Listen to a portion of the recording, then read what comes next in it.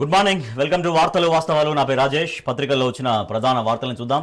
ముందుగా నమస్తే తెలంగాణ. నమస్తే తెలంగాణ చూస్తున్నాం. పొగజూరున పార్లమెంటు భద్రత, లోక్సభలోకి చొరబడ్డ దుండగులు, ప్రశ్నోత్తరాల టైంలో అసాధారణ ఘటన జరిగింది. పార్లమెంటు వెలుపల మరో ఇద్దరు నిరసన, 5గురు అరెస్టు, మరొకరి కోసం గాలింపు. నిందితుల్లో ఇద్దరికి బీజేపీ ఎంపీ పాసులున్నాయి. పార్లమెంటు రక్షణలో తీవ్రమైన లోపాలు, 22 ఏళ్ల క్రితం పార్లమెంటుపై ఉగ్ర దాడి జరిగింది.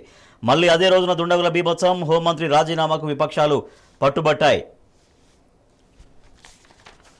భూ వివాదాలపై కమిటీ, కోనేరు రంగారావు కమిటీ తరహాలో ఏర్పాటు, ధరణిపై సమగ్ర నివేదిక అందించండి. సమీక్షలో సీఎం రేవంత్ రెడ్డి ఆదేశాలు. ధరణి ఉండాలే, అందులో లోపాలను సవరిస్తే చాలు, మొత్తం తీసేయాల్సిన అవసరం లేదు.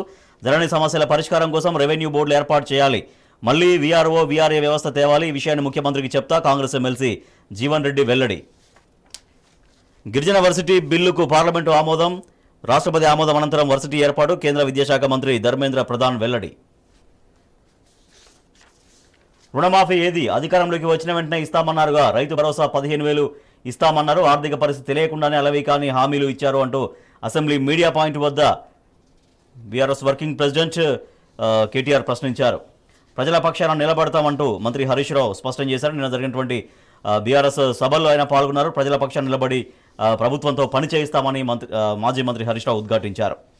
18న జాబ్ మేళాను సద్వినియోగం చేసుకోండి అంటూ యువతకు కేటీఆర్ పిలుపునిచ్చారు.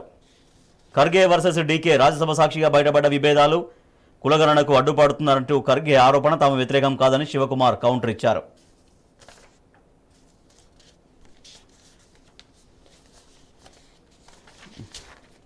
Telangana today, parliament security breach అనే వార్తకు చూస్తున్నాం. 2 persons enter house, open smoke consist to protest outside అనే ఒక వార్త చూస్తున్నాం.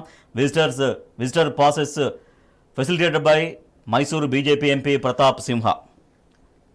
రైట్, ఇవి పత్రికల్లో వచ్చిన ప్రధాన వార్తలు. వీటికి సంబంధించి వార్తలు వాస్తవాలు చర్చలోకి వెళ్దాం.